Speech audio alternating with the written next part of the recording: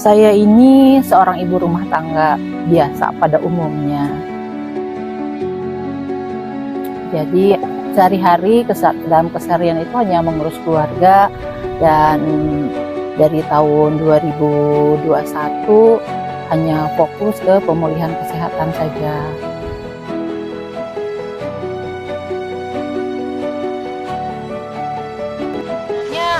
Waktu itu saya sudah masuk PM, terus saya ditawari untuk ikut Avalon. Waktu itu Avalon batch 4.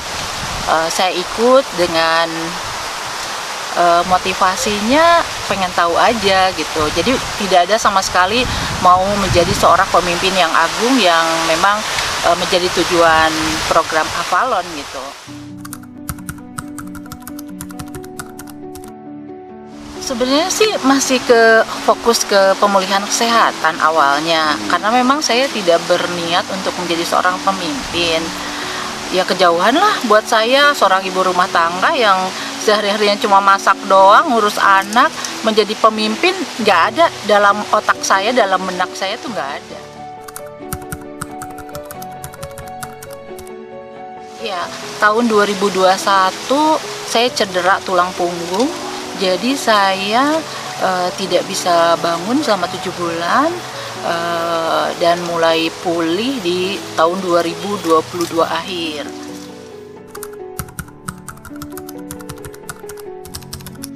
Ya, pemimpin itu adalah yang memimpin lembaga gitu, memimpin ya birokrat, atau misalnya pokoknya yang pemimpin yang membawahi bawahan gitu loh. Jadi punya orang-orang yang dipimpinnya gitu.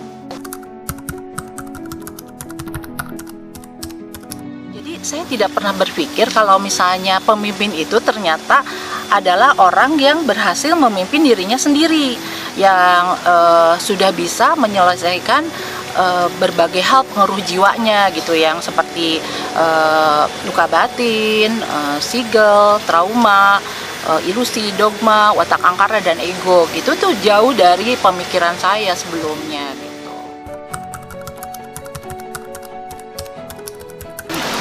Jadi lagi berjalan Alok 4, Avalon batch 4. Disuruh masuk pusaka, saya sendiri juga nggak ngerti pusaka tuh ngapain gitu. Nah, pada saat itu yang terpikir oleh saya adalah saya kan rumahnya belakang rumah saya kan sungai. Saya pikir ya sudahlah, sungai yang di belakang rumah saya aja kita upayakan untuk jernih gitu. Yaudah, Tenenden, saya mau deh bikin ekoenzim. Awalnya sesederhana itu gitu loh. Nah, awal saya kan learning by doing. Ekoenzim juga bukan saya sudah tahu ekoenzim. Di awal itu saya sama sekali nggak tahu ekoenzim. Ekoenzim apa saya nggak tahu, bikinnya bagaimana saya nggak tahu. Tapi saya pikir kenapa nggak sambil belajar gitu, learning by doing. Pada saat saya semprot ekoenzim di TPA Ciangir pun saya belum panen, tapi sudah mulai membuat ekoenzim. Nah, saya baca-baca, saya lihat YouTube, saya belajar di Facebook, di mana-mana saya buka tentang ekoenzim. Ternyata ekoenzim itu manfaatnya banyak. Jadi bukan hanya menjernihkan sungai, tidak sebatas itu. Malah untuk kesehatan masyarakat juga bagus gitu. Akhirnya saya berpikir, kenapa hal baik seperti ini tidak disampaikan ke masyarakat? Seperti itu.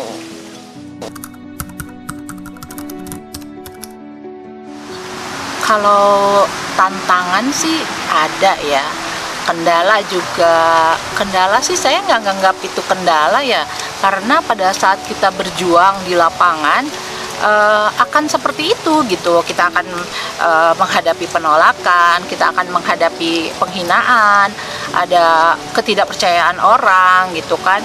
Tiba-tiba aja semuanya tuh kayak biasa aja gitu. Saya turun sungai santai, saya ngorek-ngorek sampah orang juga santai gitu. Jadi nggak ada perasaan gimana gitu, nggak ada jijik, nggak ada apa-apa. Untuk menghadapi penolakan, nggak dipandang sebelah mata, atau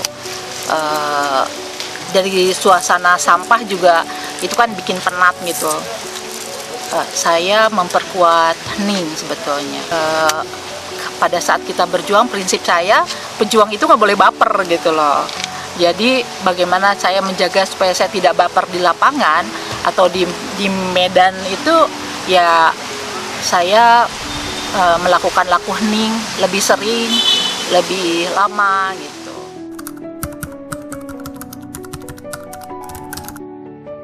Harapan saya sih masyarakat bangkit ya kesadarannya. Saya sangat tersentuh di bagian kesadaran masyarakat. Memang mungkin banyak pihak yang berusaha mendowngrade pemikiran saya, semangat saya bahwa apa yang saya lakukan ini adalah hal yang nonsens. Tapi saya pikir kita tuh wajib berupaya. Terutama saya terus dikuatkan oleh Mas Guru, Mbak Ai, dan para leader lainnya bahwa upaya sekecil apapun juga itu bagus gitu untuk dilakukan gitu. Nanti semesta yang akan mengirim balik gitu respon positifnya gitu.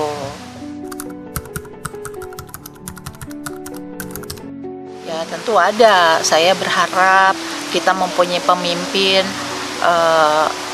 yang berketuhanan, berkelanjutan, pemimpin yang mencerdaskan bangsa, pemimpin yang berspiritual tinggi, yang mempunyai kesadaran yang tinggi, sehingga bisa mengayomi seluruh rakyatnya.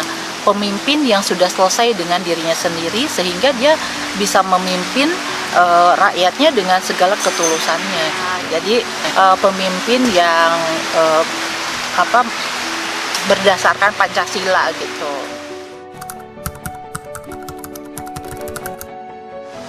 Lakukan apa yang bisa kita lakukan untuk kebaikan gitu, apa yang bermanfaat untuk sekitar kita, sekecil apapun ya lakukan. Gak usah yang muluk-muluk gitu, gak usah yang tinggi-tinggi. Apa misalnya bisa nanam pohon di pot 1, ya lakuin aja gitu loh, nggak apa-apa.